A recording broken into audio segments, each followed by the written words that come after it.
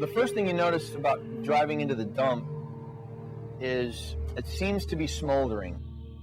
There's like a smoke coming from it.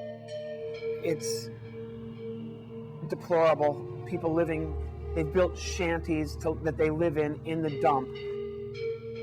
Children jump up on the dump truck, grab a bag, throw it down to the ground, and their family runs over and grabs as much out of the bag as they can before the bigger, meaner, stronger people can get to it.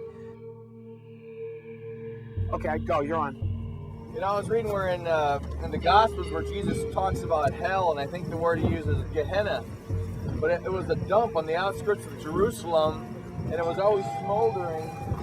And he used it as an analogy of hell, and these people are living in it. Frankly, at that moment when you're standing there, the overwhelming feeling of despair is so prevalent that there doesn't seem to be any hope at all. Then you get to the student center, and it was just so heartwarming and encouraging. Right away, the first thing that we saw through the bus windows, kids peeking out, smiling. Here we are at Compassion, and the first thing I can tell you is now I hear happy children, and I've seen some smiles. We haven't gone more than a quarter or a half mile, and yet here is this place, and it's 100% the opposite. The world has completely changed.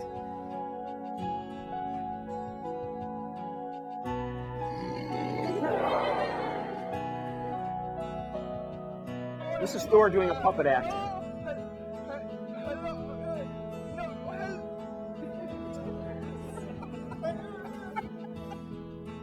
Now they have a Christ-centered teaching program.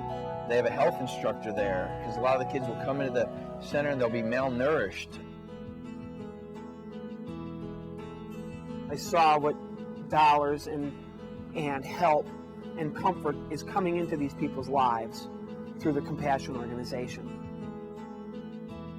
Jesus' main mission was to come to seek and to save that which was lost. And I think that's why this student center is just a beacon of light. They're seeking and they're saving. But they can't do that without us. One of the great pleasures of being on this trip was being able to meet Rachel, the child that we now sponsor. Ready? That's a good one. This is Douglas. He's one of the boys that live here in the neighborhood near the dump. My family has decided to sponsor Douglas. If we can get 40 to 50 kids sponsored, what a huge impact we're having on this one student center, and many like it throughout the world that Compassion International works with.